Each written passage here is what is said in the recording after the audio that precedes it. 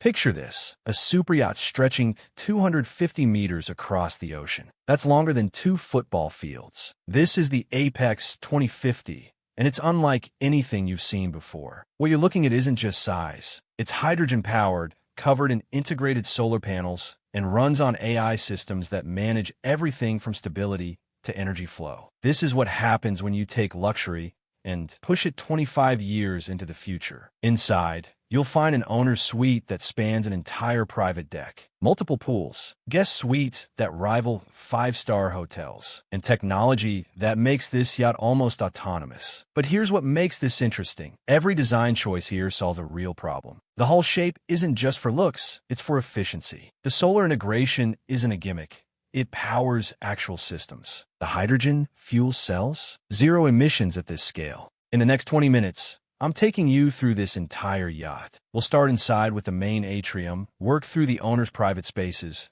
then move to the exterior and the tech that makes it all possible. This is the Apex 2050. Let's see what a $250 million concept looks like when you design it for 2050. So you step aboard, and the first thing that hits you is the atrium. It rises through 4 decks, just straight up, glass panels everywhere, so you're getting natural light from multiple angles throughout the day. The materials here are brushed steel, white marble floors, and these vertical wood accents that break up the metal and glass. It's clean, nothing overdone. What's smart about this space is how it connects everything. You can see the main lounge on one level, the dining area on another, and staircases that curve up to the private decks above. Now let's see where that takes us. The main lounge sits on the same deck, just off the atrium. Walk in, and you've got about 200 square meters of open space. Floor-to-ceiling windows wrap around 3 sides, so you're looking straight out at the ocean no matter where you sit. The furniture is low profile. Modular seating in neutral tones, grays, whites, some wood finishes. It seats maybe 20 people comfortably without feeling crowded. The idea here is flexibility. You can rearrange sections depending on whether you're hosting 10 people or just sitting alone with a book. Here's a feature worth mentioning: the glass. It's smart glass, which means it auto-tints based on sunlight.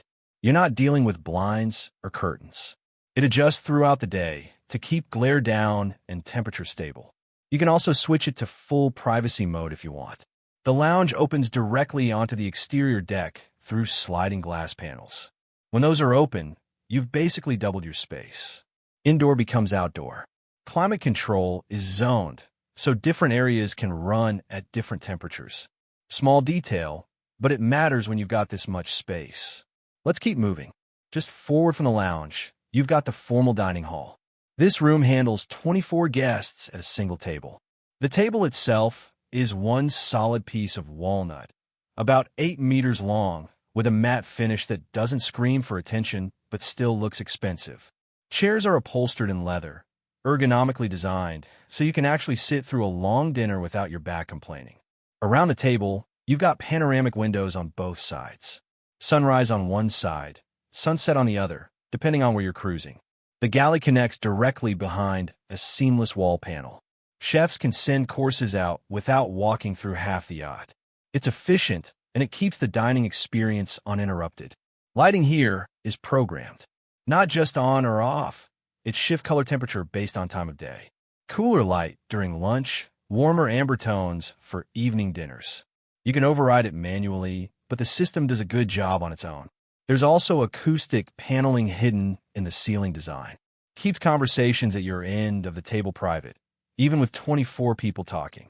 It's a room built for long meals and good conversation. The Apex 2050 has 12 guest suites spread across 2 decks. Each suite runs about 45 square meters, which is bigger than most hotel rooms you'll find anywhere. The layout is straightforward. You walk into a small sitting area, bedroom beyond that, and a bathroom off to the side. No wasted hallways or odd corners. Everything flows. Bedrooms keep it minimal.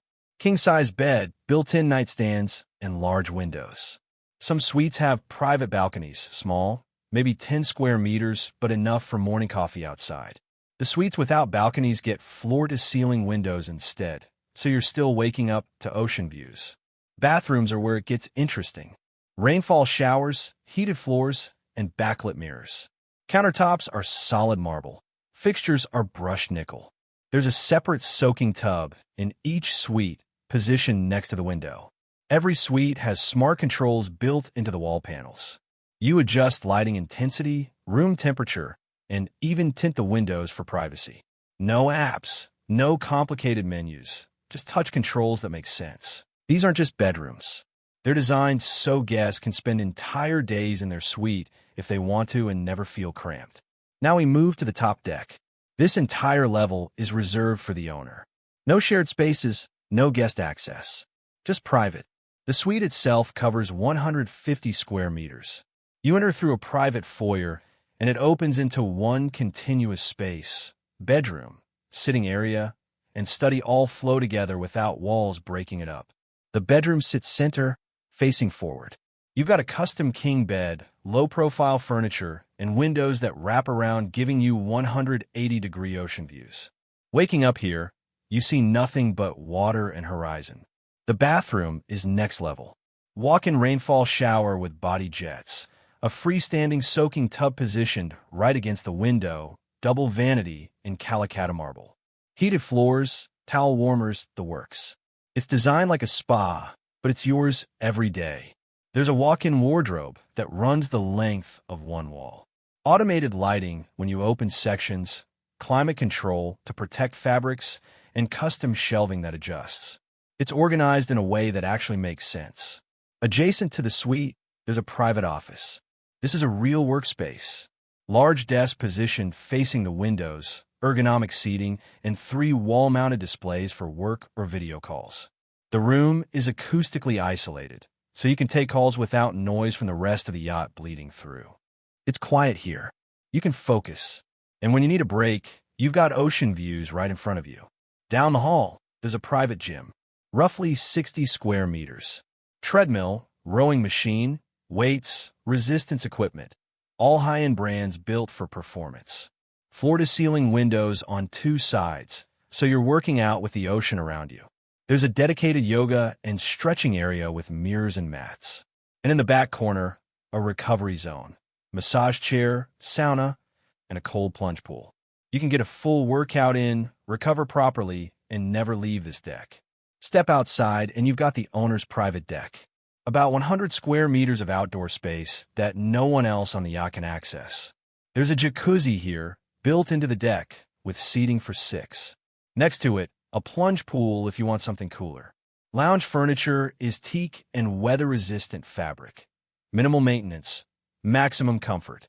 You've also got an outdoor dining table for 8, so you can eat outside without going to the main deck. This deck is everything. Jacuzzi at sunrise, lunch outside, workout inside, work in the office, sleep in the suite. You could spend days up here and never need to go downstairs. Let's talk about the outdoor spaces everyone shares. The main pool sits on the aft deck, midship. It's an infinity pool, about 15 meters long, with the edge that visually blends into the ocean behind it. The pool is heated, so it's comfortable year-round. There are built-in jets if you want current to swim against, and underwater lighting that shifts colors at night. Nothing gimmicky, just good lighting that sets the mood. The sun deck surrounds the pool and extends forward. We're talking about 300 square meters of teak decking. There are lounge chairs, daybeds, and sectional seating scattered around. Some facing the pool, some facing out to the water. Above that, there's another deck level with its own seating areas. Smaller, quieter. If the main pool deck is busy, you can go up there and still have space. Shade is automated. Retractable awnings deploy based on sun sensors, where you can control them manually. You're not stuck moving umbrellas around. Each deck has integrated tech, weatherproof speakers, USB charging built into tables, and lighting that adjusts as the sun goes down. Small touches, but they matter when you're spending hours outside. The decks are zoned. Pool and active areas on one level. Quiet lounging and reading spots on another. You've got options depending on what you're after that day. It's space designed to be used, not just looked at. Now let's step back and look at this yacht from the outside.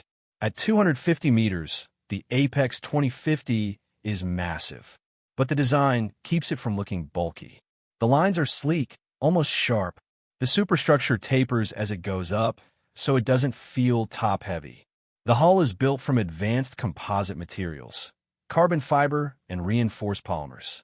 It's lighter than traditional steel, which improves fuel efficiency and speed.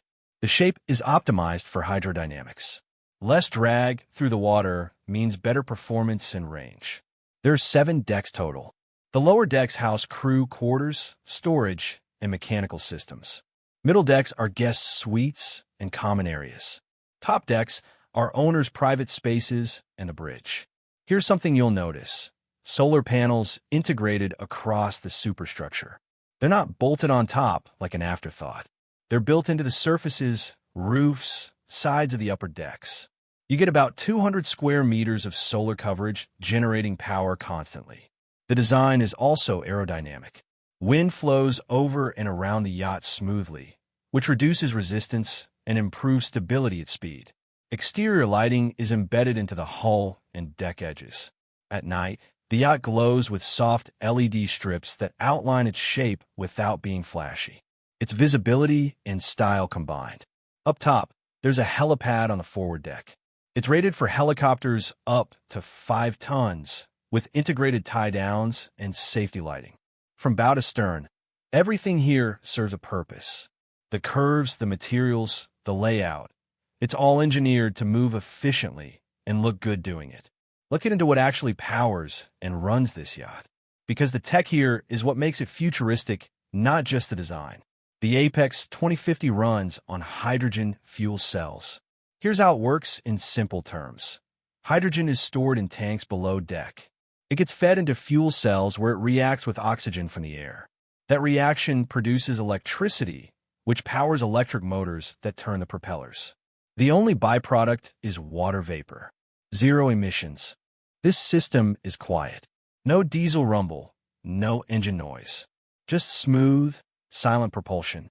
We already mentioned the solar panels, 200 square meters integrated into the superstructure. On a sunny day, they generate around 150 kilowatts. That's enough to run lighting, climate control, and smaller systems without touching the hydrogen fuel. It extends your range and reduces overall consumption. The yacht uses advanced stabilization technology. There are retractable fins on both sides of the hull and gyroscopic stabilizers inside. When the ocean gets rough, these systems counteract roll and pitch. You stay level. It makes a huge difference in comfort, especially overnight or during long crossings. The yacht has an AI management system that monitors everything: fuel levels, energy consumption, system performance, even weather patterns. It optimizes routes for efficiency, adjusts power distribution based on what's being used, and alerts crew to maintenance needs before things break. You're not managing this manually. The system handles it. Everything on the yacht is connected. Lighting, climate, security, it's all on one network. You control it from wall panels, tablets, or your phone. You can adjust your suite temperature from the pool deck. You can dim lights in the dining hall from the bridge. It's centralized and intuitive. The navigation suite includes radar, sonar, GPS, AIS for tracking nearby vessels, and collision avoidance systems. There's also autonomous navigation capability. The yacht can pilot itself on preset routes while crew monitors. It's not fully autonomous, but it reduces workload significantly. Top speed is around 20 knots. Cruising speed sits at 15 knots for efficiency. With full hydrogen tanks, the range is approximately 5,000 nautical miles. That's transatlantic range without refueling. The combination of hydrogen, solar, and efficient hull design makes this yacht capable of long voyages with minimal environmental impact. That's the tech. It's all working together to make this thing move, function, and stay sustainable. So that's the Apex 2050, a 250-meter superyacht that runs on hydrogen, generates its own solar power, and uses AI to manage nearly everything on board. From the foredeck atrium to the owner's private deck with its own gym and office, this yacht is built around how people actually live and move through space. What's interesting here is that none of this is pure fantasy. Hydrogen fuel cells exist. Solar integration is real. Advanced stabilization is already on yachts today. The Apex 2050 just takes all of it and pushes it forward to where we're likely headed. This is what luxury looks like when you combine it with serious technology. Not technology for the sake of it, but tech that solves problems. Range, emissions, comfort, efficiency. If you enjoyed this tour, subscribe to Luminara Rides. We're exploring the most advanced superyacht concepts out there, and there's a lot more coming. Hit that subscribe button so you don't miss the next one. Drop a comment and let me know what feature stood out most to you. The hydrogen propulsion? The owner's private deck? I'd like to know what caught your attention. Thanks for watching. I'll see you in the next one.